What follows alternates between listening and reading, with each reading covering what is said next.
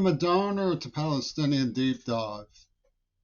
I was tormented by the testimony of Hala Abdulabda.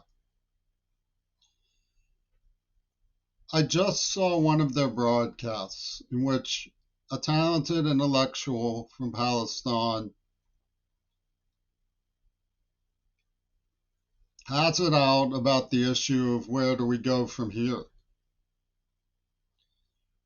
And her conclusion is that there's a battle for a narrative, how the situation is going to be remembered going on. I, however, do not think so. I believe it is perfectly clear that the children of Gaza were subject to something invalorous and terribly strange, which is going to be remembered as a genocide. And nothing will ever change that. Nothing can. But the ideas being presented are formidable in the circus of America, and they need to be understood how they interplay with problems that have long existed in the United States of America. Her narrative conclusion was an embrace of critical race theory. There is a beacon of dissent in the United States of America. James Garfield's inaugural address was a civil rights speech. He was murdered over the 14th Amendment shortly thereafter. Otherwise, he probably would have spoken at the dedication of the Statue of Liberty a few years later. It was before his time. Plessy versus Ferguson didn't happen to over a decade after his death. But there was also a dissenting judge, Judge Harlan, the first Judge Harlan, in Plessy versus Ferguson as well. This was the time when Eleanor Roosevelt was born. There was a beacon of dissent that shines from the United States of America from a time when the Lumiere brothers, who were the Wright brothers of the film industry, began their first experiments in cinema.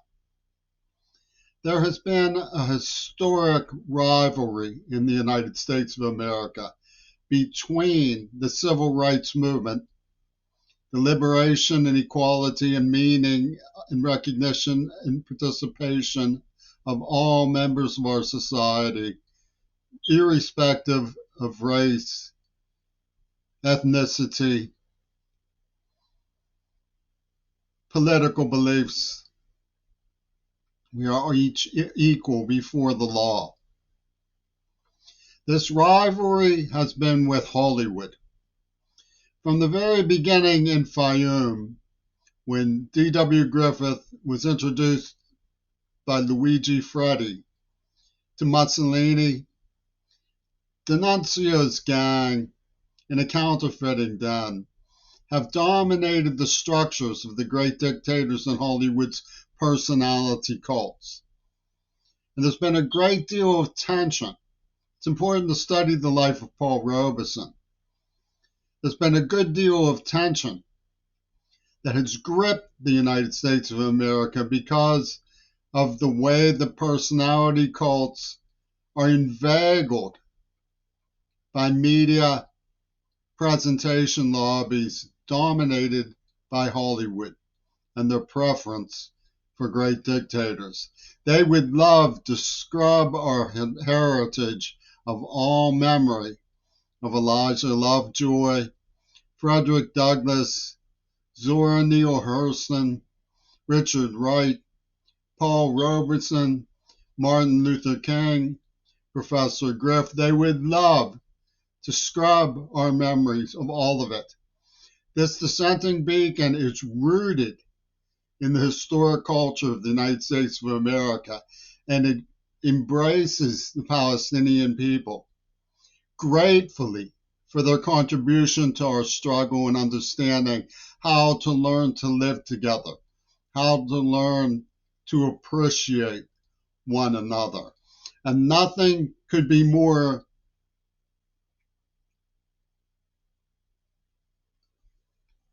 disheartening than what has been done to the children of Gaza.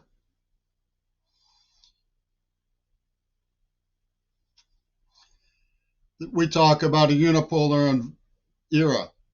Well, it wasn't unipolar. It was some sort of bipolar era from the Hollywood Axis personality cult system behind the military-industrial complex. Had nothing to do with the dissenting beacon of our society. Critical race theory is a game that's being played by the media who created Hollywood and who have always tried to dominate people of conscience and scrub them out of our intellectual heritage, to remove from our social argument the essence of our dignity as people. Martin Luther King was criticized because his ego seemed to become a personality cult that shadowed the people who worked so hard to make it possible for the movement to succeed finally, bringing about equal voting rights. But the struggle has been subverted. Kamala Harris is a byproduct of critical race theory. She's a success of critical race theory.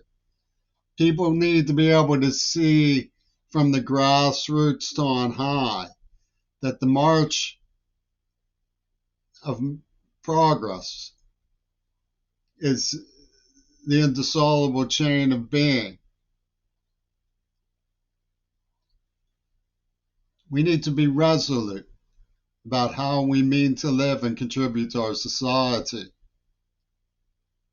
It's important to understand that when you take an idea out of context, the idea can be used to subvert what gave birth to that idea. It's almost as if seeing John Kennedy alive in the form of a crazed Republican hate criminal is perpetuation of the idea of JFK when it's so obviously not.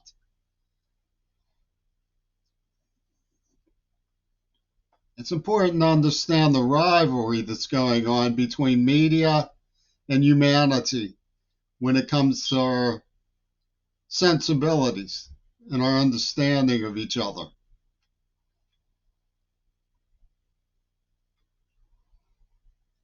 I can't contribute more than that at this time.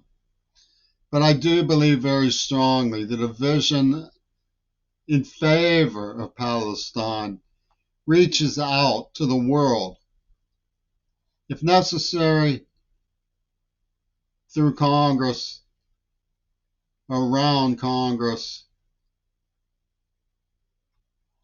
above Congress,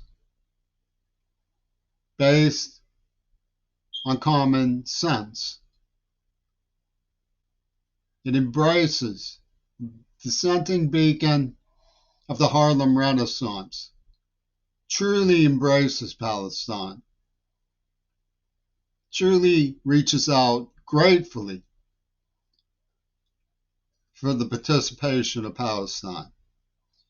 You need to help us too. James Baldwin once said, when the white man has nowhere else to turn, he turns to the black man for help, when he's truly desperately in trouble. Well, America is so obviously desperately in trouble. It's important for the Palestinians to stand by those who have kept hope alive all these years. Some of us have been resisting and warning about America's grip over a culture that has become increasingly slavish and unable to think.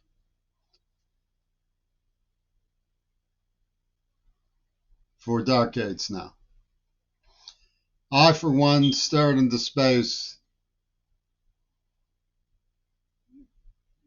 through the wall of silence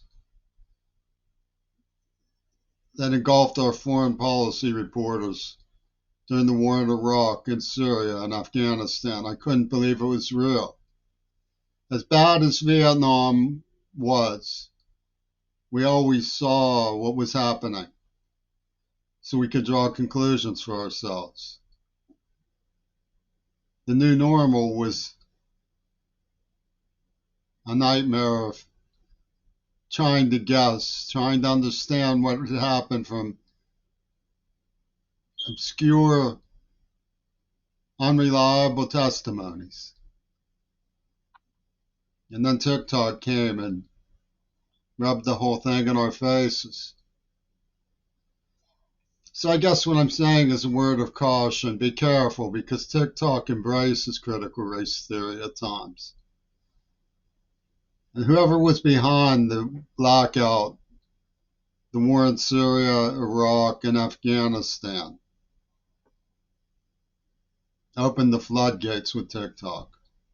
There's a leapfrog oligarchy going on in the world, operating behind the scenes, behind the room, behind the revolving bookshelf, in the room behind the revolving bookshelf.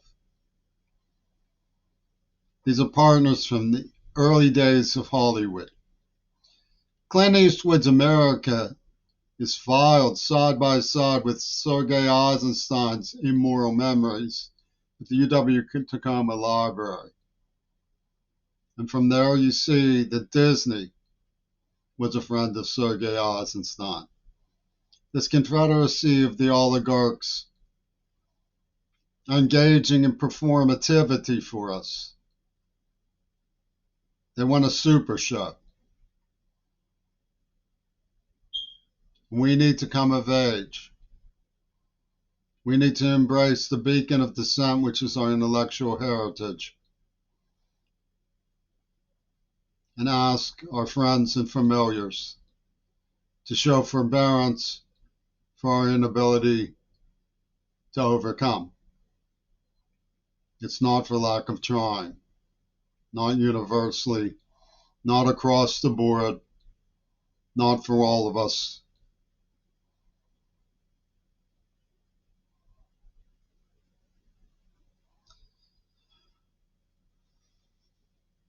We're seeing the nightmare in Gaza. That doesn't give us any right to forget the efforts of man throughout the world to teach courtesy, acceptance, resolution, and dignity